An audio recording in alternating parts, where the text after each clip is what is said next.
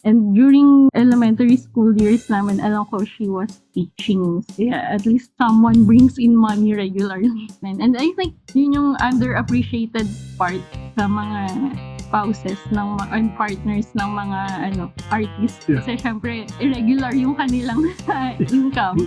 And then someone with them has to give way. Malay ba natin kung yun talaga yung gusto nilang gawin. I mean, I guess yun yung gusto nilang gawin if that's good for them. And then they had to give way na parang, okay, dahil I believe in your passion or your calling, whatever, I'll take care of the house. So while you take care of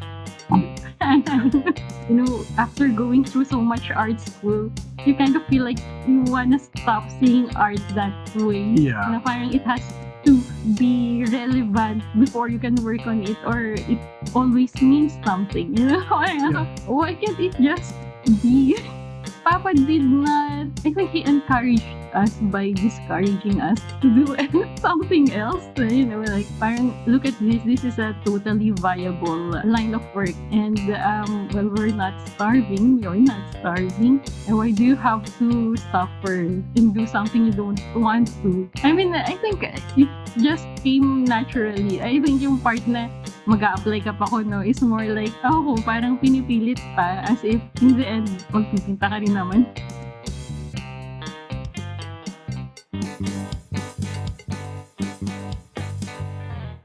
Nina, Yes. kumusta? Okay. Ito, so, first question, what's a day in the Garibas life like?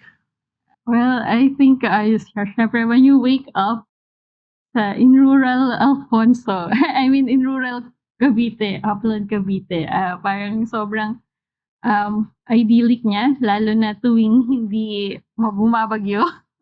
Kasi I guess that's the best part of the day pag yung morning, tas may sun, di ba? So parang, pero kailangan mong i-psych yung sarili mo. So normally parang hirap umalis sa bed. So kailangan, so we start with reading the news of sorts, or at least the headlines. And yun, tapos parang afterwards you're like, oops, 9 na yun. Must get out of bed and do something. So from time to time, assigned kami magluto ng lunch. So we'll do that.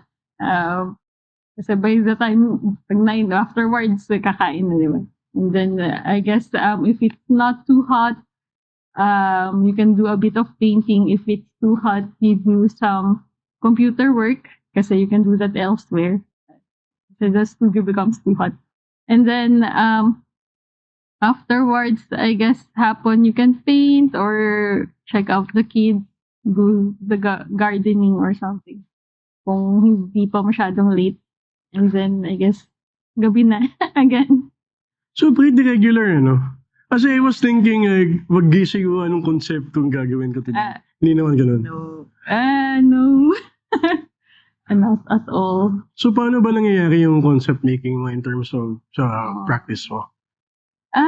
Feeling ko hindi ko siya pinipilit. Kasi meron akong thing, I think pag nagiging pinipilit mo siya, pag nagiging contrive siya, or parang very rare yung times na iniisip ko muna before kung ano yung gusto kong sabihin, like what's the message, as opposed to, I think it's more like the feel, ng work as opposed to what does it want to say. Sige, we're going to deep dive into that later, Pero for now, you live, like you mentioned kanina, rural Cavite. Mhm. So that is where Tagpuan is, di ba? Mhm. So actually where your art spaces are. Kasi you have Linangan in Alfonso, Mhm. and then you have Tagpuan. Kaya siya Tagpuan kasi meeting point siya of different, di ba? Like, Maragondon, may part na Maragondon dun sa property nyo, and may part na Alfonso, di ba? Yeah. And Also, part na Indang as well. May part pa na Indang, Mhm. di ba? So, kaya siya Tagpuan yung tinawag. Mm. And there's Punlaan in Amadeo. Mhm. So, you live in that commune. Is it proper ba to call it a commune? I guess so. What does a commune mean? Hindi kasi it's a big property, di ba? And then there are a lot of people living there. Si Uncle Norman lives there, si yung mga apprentice ni Sir Manny lives there, and then Mhm. all of you are there, Mhm. essentially, di ba? So, ano yung role mo in running that space? Well, I think running actually it practically runs itself. No. I mean like mainly I guess mainly we're there to from time to time. I guess im- remind people lang kasi the thing is we kind of moved in later. So most of the guys there were already there even before we got there. So they have something going on already. Um So you just show up. And the thing is you have to maintain your own space kasi everybody has their own spaces. And yeah, ano bang rule ko? I make the spreadsheet sometimes. Spreadsheets for... Kasi we kind of have communal spending, and okay. I think mas admin is the more clerical side, or mas if something needs to happen that requires graphics, I'll probably do that. Or cooking, basically background stuff. That's something I would be more interested in. Yes. So nothing, mas si Ali yung nasa public Or part, and si Bam. Yeah, si Madam, or si Bam, or si Papa actually. Ganyan. Or si Salvi. Ayan. Salvi, please go and talk with the guys. Or like, Yeah, so it was, since napag-usapan natin, your dad, di ba? You're the daughter of a very famous and bankable artist in the Philippines. How does this affect your career? Does it open doors, or has it limitations? I think it opens doors. I mean, it's a very big help. I mean, since you're kind of born into it already, and then since he's been there earlier, so he knows a lot of people, and they. I guess I have this feeling ko the way they sell my works, lalo na initially. It's like, oh, sige, if you get one of hers, I'll sell you a manager. I feeling ko, that's a very possible, that's a very likely scenario. I mean, yeah. And I think also since, yun nga, dahil alam nila na artist yung tatay mo, and then it kind of worked for him, then you're sort of a more stable investment kasi the likelihood that you will continue is very high. So, yeah. The reason why I ask lang, kasi syempre there are people, our peers actually, na sikat yung tatay nila, and they don't want to be, they don't want their success to be associated with the pull of their parents. So some of them, they use different family names, diba? And nagiging knowledge na lang na, sa Hollywood, diba? Like Liv Tyler, yung tatay niya si Steven Tyler, diba? Although she uses that parent, she's not, kasi iba naman na industry. Pero with yours kasi, is same, nasa visual art, and kayong tatlo magkakapatid, share the same, malamang magkakapatid kayo. Of course, I mean, you use the same family name, diba? So, are there pros, malamang there are pros and cons, pero can you share with me yung, how do you maneuver na lang yung ganun na klaseng situation, condition? I think, ano ba, I don't see why I should change it, or kasi at the same time, well, yung signature ko, it's Nin, so hindi naman siya Garibay. At the same time, parang meron kasing thing na parang we were brought up to think of ourselves as a unit. Like parang, okay, Papa does this, Mama does this, Ali and Bam does this, and Nina does this. Pero you all work together. So, yun nga, parang merong roles, and there's yeah. So parang I see myself as part of that. Mm. And yung mga bagay na wala ko, meron sila. And so parang yeah, so I mean I don't see a thing Oo. why you should, differentiate. Yeah. Parang yeah, we all work together kind of thing. Oo. Saka your work speaks for itself naman, 'di ba? I mean, it has its own identity, 'di ba? Saka mas focus sa work compared sa name. Kasi yun nga, may workings yung market na binibilhin ka for the name and not for the concept or for the artistry ng trabaho mo eh. 'Di ba? So, yeah, I mean, that's for another topic. Pero I want to delve into, since you mentioned yung upbringing mo. You started art at a very early age. 'Di ba? You went to the Philippine High School for the Arts. Mhm. 'Di ba? So, what was it like growing up in an artistic household? Well, I think you don't really know what's going on with the other households kasi you kind of grew up in your own. Yeah, but I kind of stayed in that household. I guess, ano ba?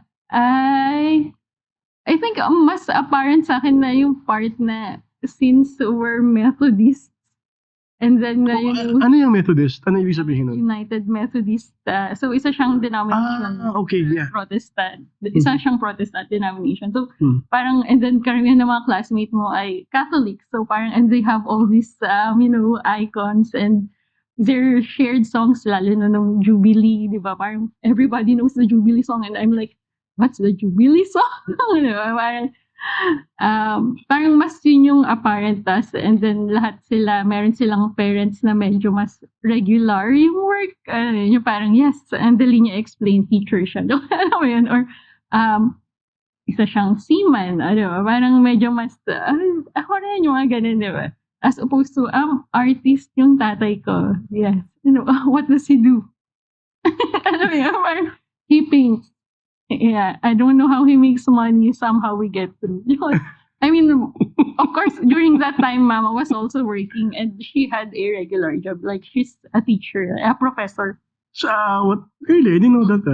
Yeah. So, at some point, I think of course, she graduated vet med and I think soil sciences. So, parang may dalawa siyang degrees. And during elementary school years naman, alam ko she was teaching. So, initially sa PCU and then later sa LaSalle. So, yeah, at least someone brings in money regularly. So, yung part na yun. And I think,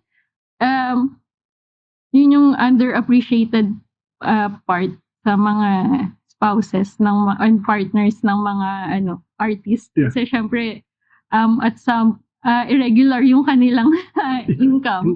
Yeah. Tapos, Tell me about it, man. yeah. Yeah. And then someone with them has to give away. Malay ba natin kung yun talaga yung gusto nilang gawin. I mean, I guess yun yung gusto nilang gawin if that's good for them. Diba? Pero, ayun, parang, and then they had to give way na parang, okay, dahil I believe in your passion or your calling, whatever. Yeah, I'll take care of the house while you take care of you. Yeah, actually, yun yung hindi na lalagay dito sa career ng artist, di ba? Having a spouse who actually supports the practice. So, shout out kay Angeli, who has a regular paying job, and I am here interviewing fellow artists who also don't have money. Maraming salamat po, Madam Angeli. So yeah, anyway, the reason why I ask, kasi there are a lot of artists na hindi naman nila pinangarap maging to do what they're doing now when they were still children. Diba? Kasi syempre, the contexts are different. And then with yours is you were born into a family that does this for a living na. Diba? So how did that affect your trajectory ba sa career mo? Like, did you always think that this is what you were going to do when you grew up? I think like most children, I had the astronaut face. Pero I think meron din akong artist face. I think nung college, meron akong thought na, what if I just did something, vaguely artsy, pero parang parang like advertising or whatever since ako visual communication ako. Visual communication in UP. Mhm. Uh-huh. So pero turns out hindi ko talaga siya gusto. I mean yung thing kasi you'll have to work for a client and then you'll have to sell their product and sometimes you just don't believe in that or parang I guess masyadong ano ba yan? Masyado na akong disorganized para mailipaloob sa ganong order or routine. I'm curious so nag-Philippine High School for the Arts ka. Mhm. So essentially, hindi ba yung trajectory mo should have been like fine arts in painting, major in painting? Why the sudden shift dun sa Viscom, which is more advertising, di ba? Yeah. Am I right? Yeah. Well, yeah, I guess so. Parang so I think after graduating, parang sinuggest ni pa, what about you try this Viscom thing? Kasi I noticed you like doing paper desk work, and I mean if you go to this thing, I guess they do more desk work. Also, yung clincher I see sabi niya part ng faculty I see Neil Doloricot. So and he really respects the guy and I'm like wow, he's a good I mean like he's like proper artist yan. So I'm like okay, I guess it's not so bad after all. So let's try that. And then afterwards during college parang at some point parang naisip ko what, parang hindi ko to gusto parang doon ako dapat sa kabila. Pero I don't know, I guess in a way may pagka extra tambay yung studio arts and I mean yung style ng teaching sa UP is more like here's what you need to do, go figure out how you'll get to that point. Hindi sila yung parang okay, I'll show you. I guess meron ganung parts pero largely it's if you really wanna know then you go find out, di ba? And then I guess yung Viscom ay mas structured siya. Yeah. I think lalo na yung thesis parts natatawa ako dun sa yung how are they supposed to defend their thesis? Yeah.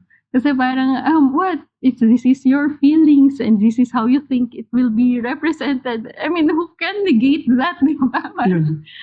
These are your opinions and these are their representations. Di ba? Parang, yeah. Parang, at least yung Viscom, you're kind of communicating. And when you communicate, when it doesn't get across, mali na siya agad, di ba? Parang, or parang that's how you can see, or yung criteria niya medyo mas klaro. So, yeah. Kasi, di ba, usually growing up, like for me, regular household. Gusto nyo, ba't si irregular? Hey, hey, dad wanted me to be a lawyer, di ba? And then he tells me since childhood, no, painting's a hobby, blah, blah, blah. Di ba? I mean, hindi siya uncommon story. Most of the artists naman, before they go into visual arts, yun yung nangyayari. Like, for example, for me, yung anak namin ni Angeli, personally, I wouldn't want her to go to do art. Okay. So, kasi it's a very unforgiving profession. Although most professions naman are hard, pero at least there are more stability to it compared to what we're doing, di ba? You want her to do art? I don't want her to do art. Don't want? Yeah. Okay. So I wouldn't recommend it as a career, di ba? Although I'm having the time of my life now, pero that doesn't mean the hardships na we're going through. I mean, you can relate, you would know, di ba? Pero I mean, dun sa hardship part, di ba? Pero when you were growing up, but did you talk about what trajectory you should be going on, or did Sir Manny tapos si Tita Edna let you be lang? Parang, did you choose this for yourself, or was it ingrained na in you na ito talaga gagawin mo? Well, at some point, yeah, like I said, I tried to, or even had thoughts of, after graduating, syempre magsasend out ka ng mga, job applications. That's when you get like, okay, come on, come here. And they're like, Papa's like, hey, check me out. I'm making money at home. I don't even have to, go anywhere or hindi ko kailangan harapin yung commute and all. Mama from time to time will always hint at, oh, baka gusto mo mag-masteral, and then we'll be like, ano gagawin ko sa masteral? I mean, yeah, I think with the projects we're doing, it kind of helps if somebody has, higher studies para sa, I don't know, whatever. But Hmm. kasi when you do masteral, you have to know why. Kasi that's, Yeah. I guess, at least, yeah. Pero I think Papa did not, I think he encouraged us by discouraging us to do something else. Like, parang, look at this. This is a totally viable line of work. And, well, we're not starving. You're not starving. And why do you have to suffer and do something you don't want to? Diba? So, parang, So, I mean, I think Yeah. it just came naturally. I think yung part na mag-a-apply ka pa ko, no, is more like, ako, parang pinipilit pa as if, in the end, magpipinta ka rin naman. yeah, for sure. So, hindi pipinta ka rin naman. Exactly. Diba? So, kaya pala, you went to Viscom. Kaya pala, yung graphics ng Linangan and the whole part, ikaw yung gumagawa. So you have a background pala doon, ano? Oo. How does this affect what you're doing sa painting? So, Oh, well, ito na yung Viscom part. Mainly, lahat sila ay, magazine cutout. yun nga. Mhm. Ito question. This is, I've been dying to ask you this, ano? Kasi you've been designing. Mhm. Essentially, you can manipulate images in your computer. Mhm. Pero yung actual process mo is you cut out things and then you stick them where you're supposed to stick, and then that's when you transfer them to the canvas, di ba? So why not just do it on Photoshop and then print it and then you're done? It's an easier way, di ba? Actually, parang pinag-usapan namin siya ni Bam recently. And I think from that, we kind of came out with the iba yung collage dun sa painting. In the Yes, sense na, yes. I mean, Iba yung parang collage of painting. yung collage na work, nag-end na siya nung napicturean ko na yung composition. And then painting is something that I just do because I want to paint. And then kailangan ko ng reference. Yun yung collage. Parang, initially, tinatry ko pa siya, kailangan conceptually sound tayo. So, parang meron pa siyang, kasi like, just as yung magazines, they're all editorial, so they already have something going on. As they have their own story to tell. So when you do collages, you're like making your own story. Then when you paint them, it's like owning it extra. Aside from hindi kasi talaga ako sure before kung anong level ng intervention yung gagawin mo before sasabihin nila na sa'yo na yun. Mhm. Kasi parang ano yun, appropriation ba yan? Alam mo yun, parang pag kinat out mo yung silhouette lang, habulin ka pa rin ba ng photographer? Mga ganun. Or di ba parang, or pag pinaint mo siya, ibang-iba na siya. So parang extra safe. But, yeah. So yung Viscom part, feeling ko lumalabas siya dun sa interaction ko dun sa, dahil I tried, pero somehow I still work with magazines. And they're always fashion magazines kasi they're always high quality photos. And yung print media, parang they demand a certain type of interaction. Kasi as opposed to, pag nag-Photoshop ka, matitempt ka mag-check ng things online.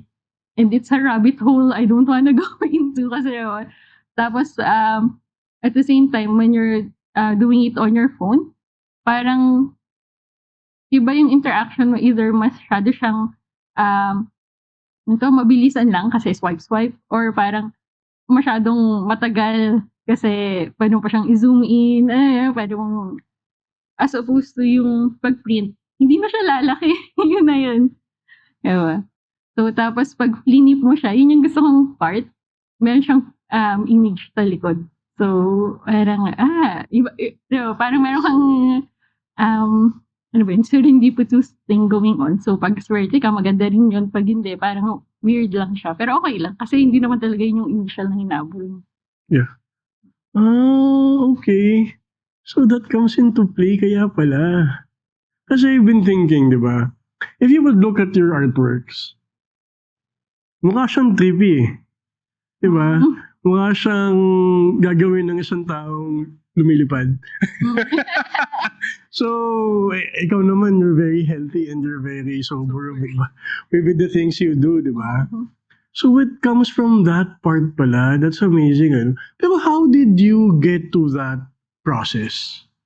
Well, initially sinuggest lang siya ni Papa kasi before I dealt with, old photos. Parang kasi siyempre meron silang, sarili nilang history and all. Pero I mean, old photos can only get you so far kasi I mean, at some point mauubusan ka ng old photos at yeah, so parang sabi niya, "How about, you do collages and then, parang you just paint certain portions." Parang it's actually basic fine arts, plate, mga gano'n. Hmm. So just deal with it as, as form.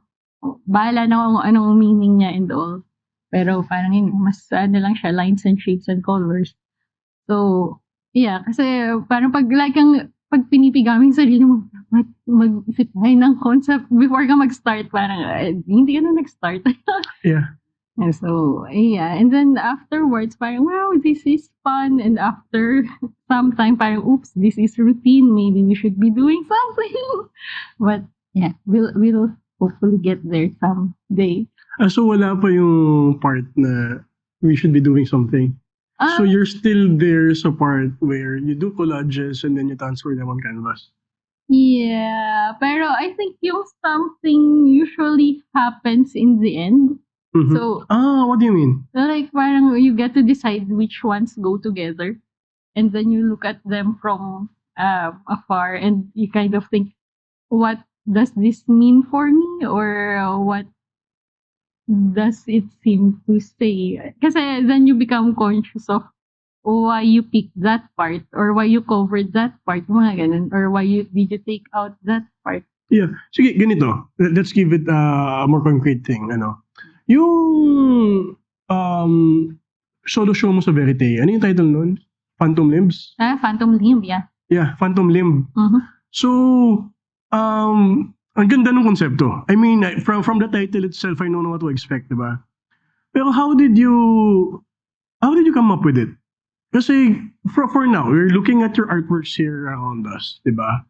The limbs are really suspended. I mean, there are parts that don't make sense, but they somehow work, di ba? Like that boot right there. And then that one has a walking motion, pero putol siya. Pero it suggests a walking motion. Di ba? It suggests movement. So, dun sa phantom limb, ano mo, how did you get to that concept with the process that you're doing? So, initially, so collection lang sila ng mga collages na pagpipilian niya. So, parang, okay, this, and this. And then, merong certain pieces. So, meron akong feet. Akong fetish. Or legs, actually. So, luckily, models show their legs a lot. Pero, ayun, so maraming dismembered parts, lalo na yung limbs part. Tapos yung phantom limb, well, I think, alam mo yung kanta na yun? No. Yung It's from a Shins. song. The Shins. Yung Shins. No, I haven't heard that song. I should listen to that. So, pero I think yung basically yung phantom limb ay yung parang pagpiling mo, di ba, merong, ano pa rin yung part na nawala, kahit amputee ka or something. Yeah. So, parang, nag-usap kami ni Bam. Ayan, siya, meron akong manager. And then, parang yung tiningnan namin yung works, parang mas reminiscent sila nung mga yung mga tao pag ano sila, watch me get ready for, I don't know, a date. Ganyan, yung dressing up, pero hindi mo sila ever makita pumunta sa labas. Mhm. Parang doon lang sila sa bahay. Tapos magsa-style lang sila ng thing nila. So, hindi mo alam kung nangyari ba siya or what. So, basically, it's the mobile, they might be, for all you know, they might be just dressing up for the gram. That's content. Pero, I mean, I think, parang meron ng ibang, ano to, type ng interaction Yeah. na nagaganap. Parang dati you used to dress up for people you will actually meet. Yeah. And now you dress up for people you don't even know and you might never even meet. Yeah. Ayan. Ang ganda. Ang ganda. So, evolution of interactions. Yeah, or the lack of it. Or the over interaction. Or the over, di ba? Kumbaga, when you talk about interactions, it's a different thing na, di ba? It's not anymore one-on-one. It can be none or multiple. And then, walang intimacy involved. Is that what you're trying to say? Yeah, that's what you're trying to say, but that sounds nice. I think yung part na, I mean yung part na intimate, I think, di ba, parang pinapakita nila yung most intimate part nila. Kasi usually, nasa bedroom sila. And yet, alam mo yun, nandun ka sa sanctum, yung ano nila, and yet, pasad pa rin yung pinapakita nila sa'yo. Exactly, di ba? Yung irony of it all, ano? Grabe, ano? Pero, yeah. So, pero nung ginagawa ko yung paintings, hindi yun yung necessarily, I mean, beforehand, hindi sila yun. Parang you kind of just look at them through a certain lens and then you kind of feel like, yeah. Yeah, so, let me know if I got this right, yung process mo, kumbaga, nandun yung basis ng concept mo. Am I wrong? Well, Does it come from there? Yeah, I guess in a way, very process-based siya, no? Kasi parang, okay, hindi natin pipilitin na meron na to begin with. Yeah, exactly. So, minsan ang ginagawa ko, when I can, I try to paint more, tas or make more, and then process of elimination siya. Yeah. Which guys will fit and which guys don't really work. And I think dun sa Phantom Limb, yung pinakaunang piece na may sense sa akin ay yung smallest one of the smaller ones. Tapos para siyang female figure na may hawak na legs. Tapos wala siyang legs. So parang basically hawak niya yung legs niya. I don't know. Parang more of like mobility pero wala. Pero wala ka pa. Parang ganun.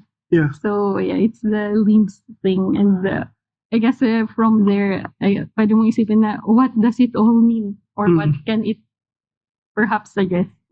Kasi usually, di ba, yung concept is informed by an experience.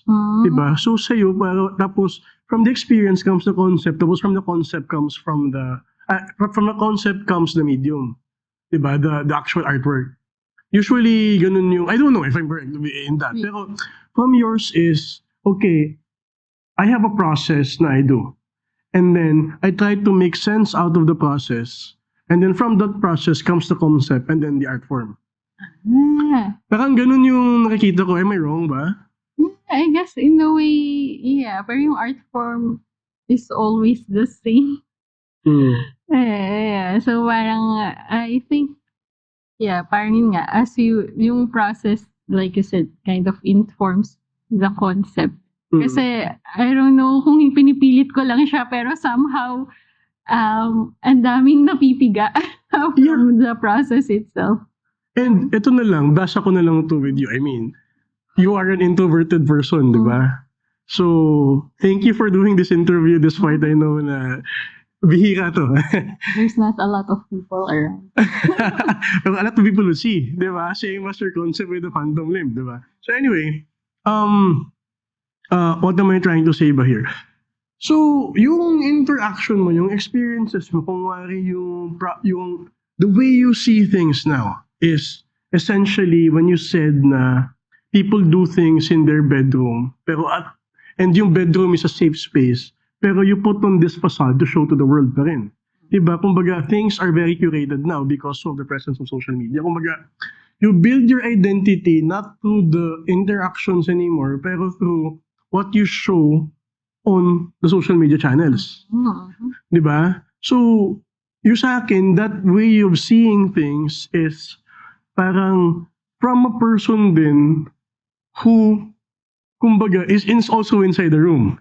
Kasi a person who goes out a lot and posts a lot wouldn't really think about, this one was made in, kumbaga kasi those things don't really interest them. Pero I think from someone in a perspective of always looking and compared to someone who's in the scene, di ba? So this is how you see things. Kumbaga the concept comes from the process and then ini-infuse mo ng experience once you see something na nabubuo dun sa process na ginawa mo. Am I wrong? Well, I guess, yeah, thank you for that. No, I really need help kasi meron akong certain aversion sa define ng concept beforehand. I think nakuha ko yun din sa, after going through so much art school, you just don't, you kind of feel like you wanna stop seeing art that way. Yeah. Na parang it has to be relevant before you can work on it, or it always means something, Yeah. Why can't it just be? Ganun siyang, Yeah, hindi lahat ng ibig sabihin may ibig sabihin, di ba? Yeah. It just has to be. yeah. Yeah, I think that is a more sane way of doing things, di ba? Which is what I wanted to hear din siguro when I asked you about going through art school at a very young age. Kasi, di ba, you were essentially living in a dorm during high school and you were very young, you were in your teens, di ba? Was that hard? No, I guess in a way kasi everybody was just as young as you were. And then we were, food was catered. Wow, really? Yeah, for real, Oh sis, my man. God. And then, Masarap? I think it was okay. But, I think, andun ako sa proper high school, tawag niyo dyan, I don't eat a lot. Okay. Pero, but, yeah, I mean, it was good enough. And then, if you don't like the food, of course, people around you always bring their own food. So they're like, Yeah, oh, sure. thanks. And then I think for that reason, everything else from, Los Baños, like down the mountains, feels like extra special. And di ba ako sa parang, wow, I still feel like Mernel's cake and lettuce buko pie. And I don't know, like McDo fries or Sunday or Zagu. Like, they're the best things. Parang silang ganung aura, kahit na parang, junk food. Pero, and meron pa isang, bugong, or yung, butterfly na, tawag dyan, pandesal, or basta, Hindi ko alam yun. there's a certain type of bread. There's this monay bae, na parang feeling niya, pag dumadating sila sa bundok, parang, wow! But yeah, I don't think feeling ko they could have done more to make us more mature. Parang at some point feeling mo nakadol ka, and then at certain parts feeling mo they kind of expect a lot from high school too. Yeah. Ganun. Pero yeah, I think ang nakuha ko dun, since we're scholars and we're always reminded that you are scholars and the people's money is being used on you guys. So there's always that feeling that you have to deserve this, or you have to work hard to show them that you actually deserve it. Right? Kasi I think we're like, 100 students, a little more than 100 students, and then we have the budget of a full-on public school. Like, that might be hosting, thousands of students. Parang, what's the point of us exactly? I mean, even back then, iniisip ko rin, why? So, yeah. And then the people get kicked out. Kicked out of this? Really? Yeah. How? If you don't perform well, parang, Parang so merong arts class at saka academics. So pag ano ka, if you're not keeping up, so yung term actually ay shape in or sheep out. Yun yung motto ng isa naming teacher, shape in or sheep out. So yeah, there's a lot of pressure to shape in. Yeah.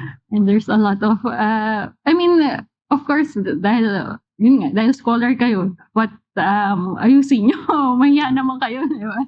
Yeah. At the same time, meron ding mini culture dahil kayo lang doon, isolated kayo.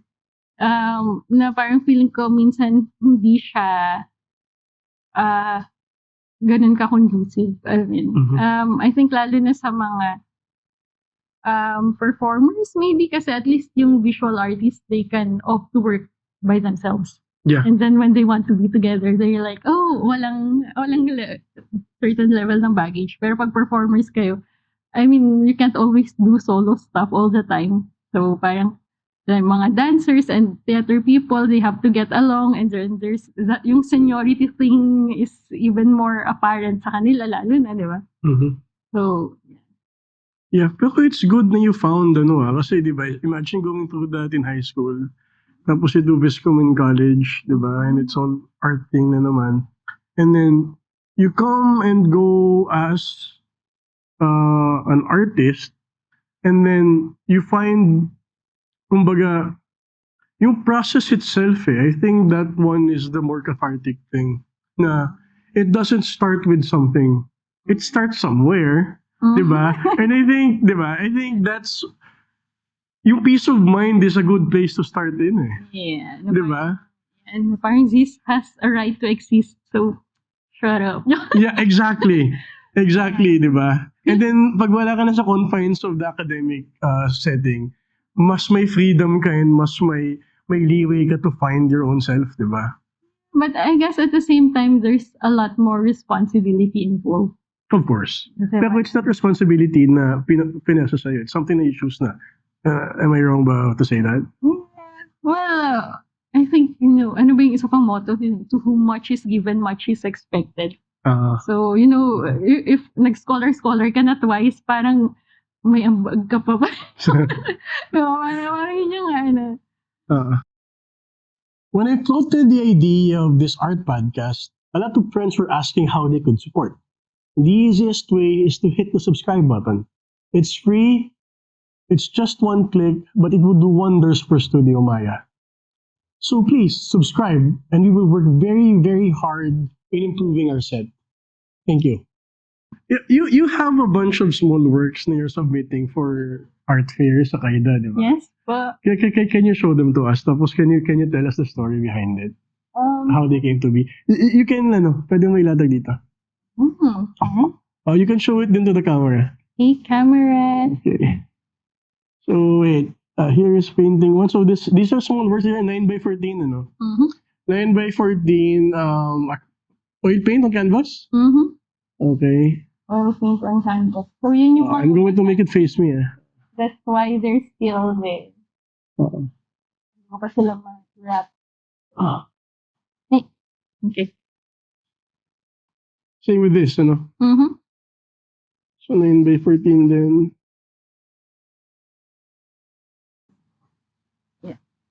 Ayan, ito yung mga sinasabi kong floating things. Diba? Aside from those we see here. Stuff. Nila po ng proper. Let's talk properly.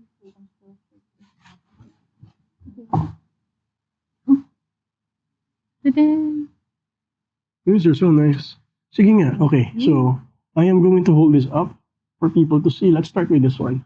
So, you remember the title, ba? No, I'm about to come up with the title. To be honest, ayan. But, so usually, yung favorite, isa sa mga favorite kong actually, yung, pag binibigay ni Tita Aida, yung folio thing. Kasi, parang she's been doing this, I don't know, 3, 4, 5 years. Yeah. For some time already. For some time na, yeah. And there are always small works and multiple works. So, Para silang way para mag-practice ka. Kasi I mean, parang may low stakes feel dahil multiple small works. At the same time, dahil maliit sila, dapat ayusin mo kasi lalapitan sila. So, ayan. So, I think ito, Your camera's here. my camera's This one. Yeah. This one. this one. Okay, there you go. Hi. Ito is a very old study. And I think I already painted it and then just painted over that old painting before and I wasn't able to do it right. Pero, ayun. So, I mean, that's what I meant by low stakes. It doesn't really have to be new. So, yeah.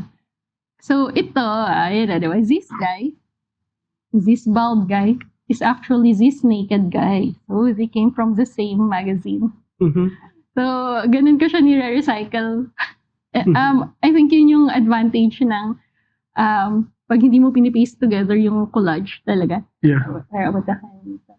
This one looks like an old Roman guy. Yeah, this is the old Roman guy. So this is one of the few times when I actually bought a book to cut up sa book sale. So, ayun. So, this Roman guy is actually this cutout.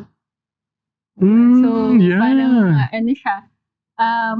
So, parang, anyway, so later addition siya. Galing. So, that's how that works. Tapos, I think may kamag-anak pa to. Ayan, ito kamag-anak niya.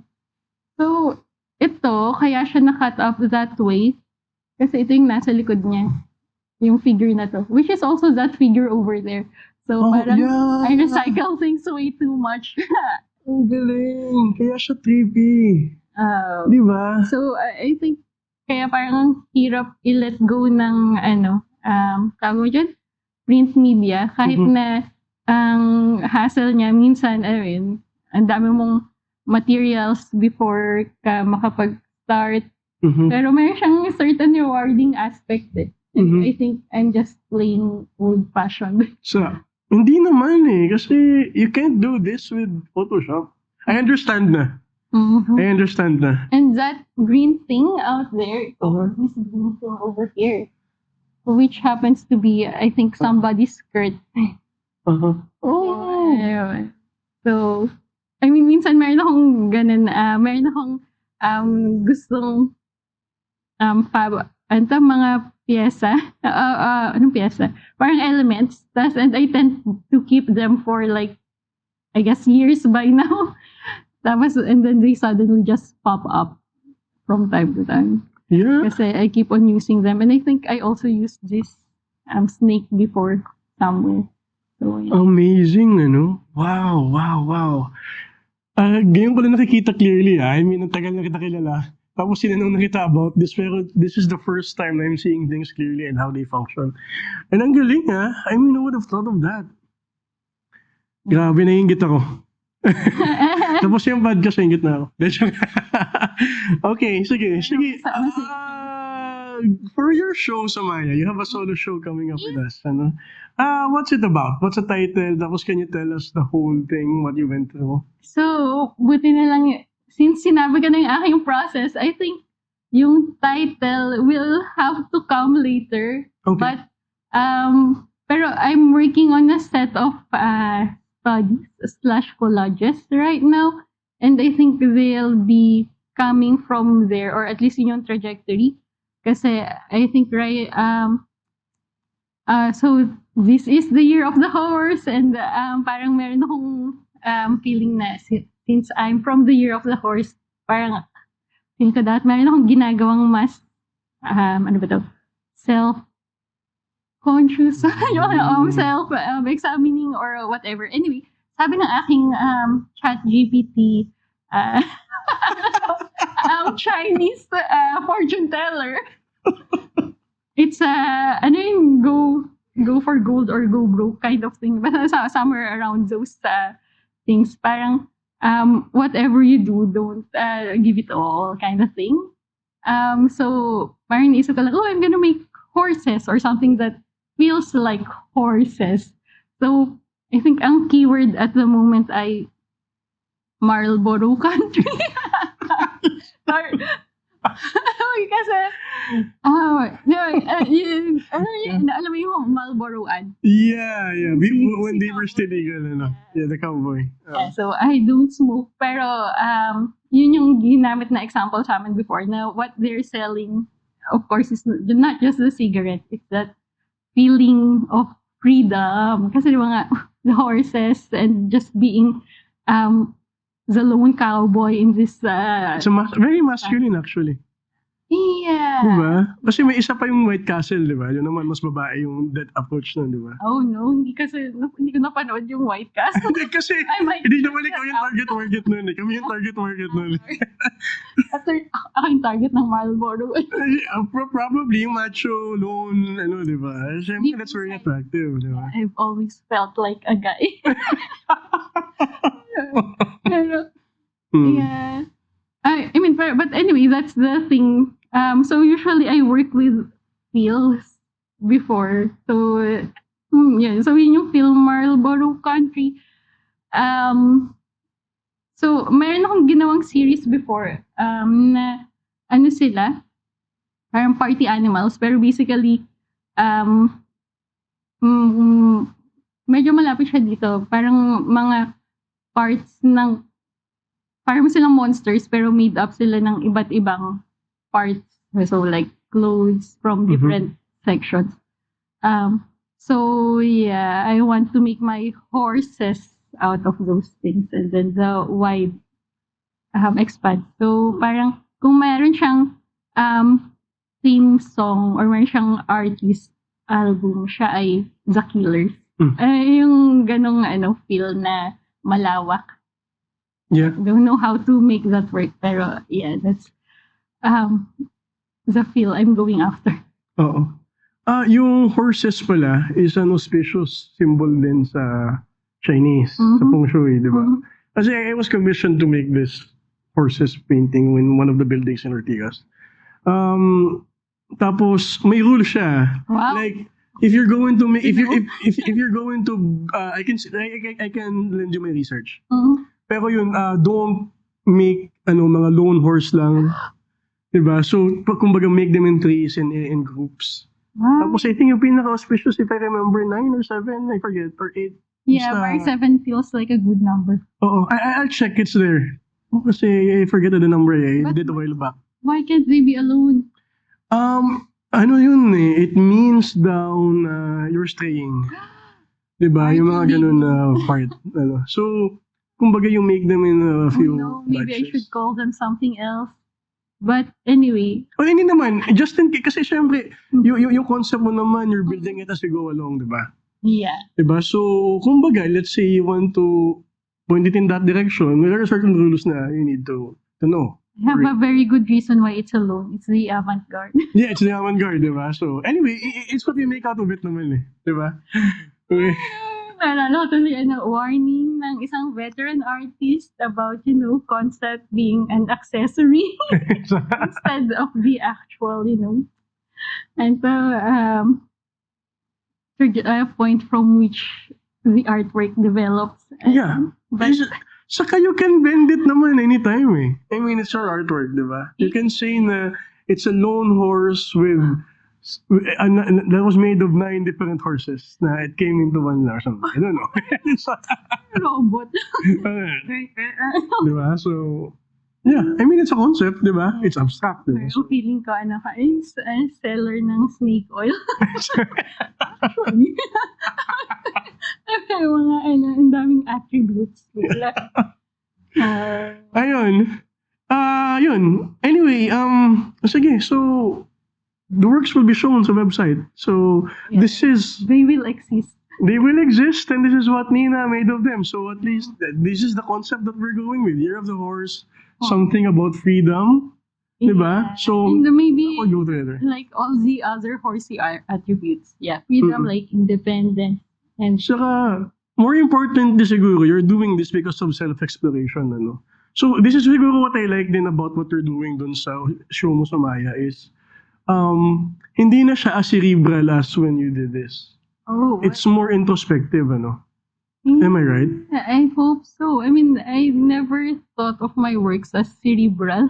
Really? Yeah, I mean, I think the most thinking I do when I'm working on them is like, does this fit? Oh no, it might break.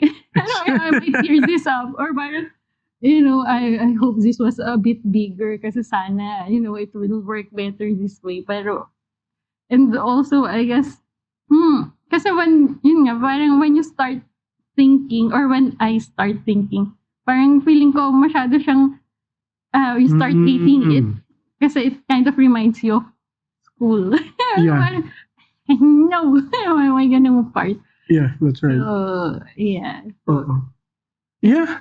So we know I appreciate your works better because of this conversation. Thank you. Tapos I am surprised about how funny you can be kasi usually hindi ka naman nagsasalita. Tapos anyway. Ayun. So yeah, what's next for you? Yes, it's my year, or at least it's someone's year. So, I don't really know. I think I will probably still be painting. And I think, ano ba to?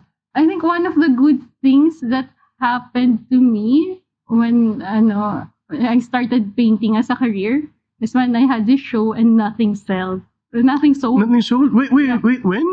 Like, I mean, I think it was pandemic period. So, parang nag-exhibit ka, solo siya, tapos walang nabenta. Tapos, so parang, okay, at the end, naisip ko, magpipinta pa rin naman ako. Kahit na hindi siya mabenta. So, parang you might as well paint for yourself. Kasi, you can be sure that other people will like it. Diba? So, parang, bakit mo pa sila i-consider? So, parang, pag nagkatugma kayo, di masaya. Pero pag hindi, at least, may isa sa inyong masaya. Yeah. I don't think naman we paint to get sold eh. We paint because we paint. We don't need any reason naman for it, diba? I mean, it's part of who we are. So, kung going against that would be lying to ourselves, diba? Anyway, gusto ko lang balikan siguro yung concept mo dun sa horses part. And kasi it's not about horses naman talaga, it's about you eh. The horse? Diba? No, diba? About everything mas, kumbaga, this is you bearing yourself, ano? So this is, am I wrong?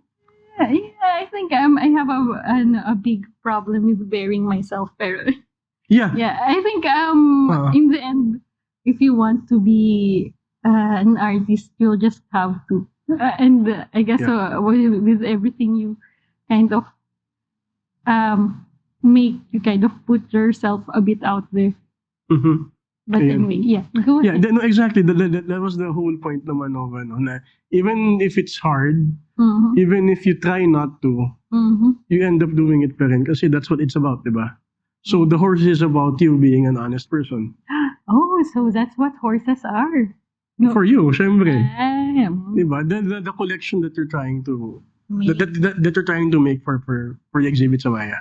And I think it's I think Trix asked me before, so parang what do you plan to do? I mean, kasi we were talking, and it's like, you're gonna do this for an artist-run space. So parang, it's a totally different setting.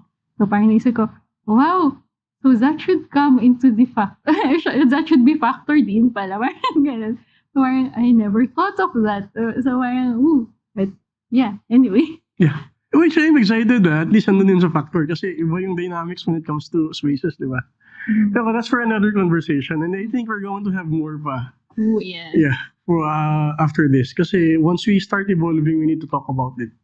Oh, Ano? we do? We do. It's like an exam. Hindi naman. Hello, wait. Hindi naman. Well, I mean, it's a nice thing. It's a nice thing to do. So, kaya, did this feel like an exam? Hindi naman, di ba? No. But the next checkup does. Ayun, so do you have any upcoming exhibits aside from Maya? Well, itong Kaida thing. And then, but that's a group exhibit, so I'm not sure if they will really show them. No, it's inside the It's folio in the box. folio. Tapos they just, okay. Okay. Hand me I like that this. one. Meron akong alam kong solo sa Art Cube. This year? Really? I think Art Cube. Kasi Oo. I think I did Verite last year. I'm not sure. Pero I think I might. Ooh. Oh no, that's not that part. I'm a very responsible, organized person. Yeah, I think I have one upcoming solo within the year. So, Mm-mm. And a few group shows, you have schedules na? Wala ba? group show. Oh no, I think baka mayroon akong gawin sa Punlaan yata, no? Yeah. Na ano, group show. Oh no. Yeah, hindi ko pa alam. But I think medyo low stakes kasi yung group show. Ay, hindi, mayroon kami. Oh no, may upcoming group show kami. At magpapasa kami ng artwork Saan? sa Altromondo. Okay. So, kasama ka dun. Yeah. Uh-uh. It's like, I think it's mainly a tribute show for Sir Bob. Okay. So, yeah. Sir Ayun. Bob Pillay. So, yeah. Yeah. Do you have any more things to share or say before we end this? Maraming salamat po. Yeah, I think this is interesting. I don't think artists are, especially visual artists, are, constantly expected to talk about their work. So most of the time they just turn, or they don't even try to articulate what they're working on. So this is what it's about naman. Ano. And I think yung maganda rin is I'm doing this show to make it sort of like an art education part where hindi, kasi I was talking with Crix din, di ba? And a few others before you. And yung processes are different. I just want people to understand na yung proseso ng paggawa ng isang art form is not something na parang parang construction na may, there are things na very context-based. There are things that we're comfortable with. There are also things that we do for a challenge, di ba? And where it begins, how we come up with something is not, it's different for each artist. Diba? The topics, like you start with cutting out things, magazines instead of doing photoshops, diba? So the results of our work is based on us as a person. It's not based on something that we follow. It's a very sad thing nga kasi sometimes even us artists can't relate to what we're doing, diba? And we can only hope na it touches other people. Diba? It dialogues, it reaches other people, diba? So, yeah. So, we're seeing a bunch of things now, different concept, different processes, and different results. Diba? So, this is what makes everything interesting and dynamic, So, Nins, thank you for coming here. I enjoyed that talk. I didn't know you could be that, talaga. So, Ben, thanks. So, ayun na lang.